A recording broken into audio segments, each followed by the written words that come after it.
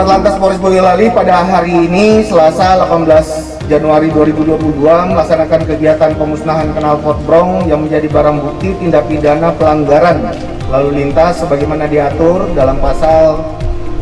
285 ayat 1 Undang-Undang Nomor 22 Tahun 2009 tentang lalu lintas dan angkutan jalan, di mana bunyi pasalnya adalah setiap orang yang mengemudikan sepeda motor di jalan yang tidak memenuhi persyaratan teknis dan layak jalan dipidanakan dengan pidana kurungan